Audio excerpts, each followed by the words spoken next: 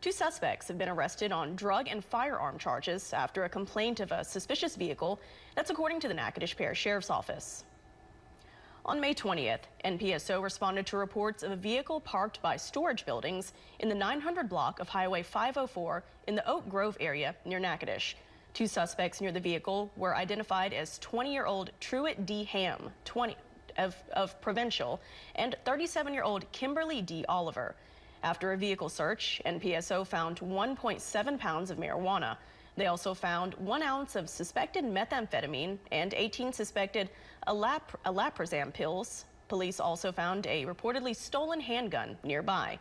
Ham was arrested and charged with multiple drug charges, as well as possession of a stolen firearm and possession of a firearm in the presence of controlled dangerous substances.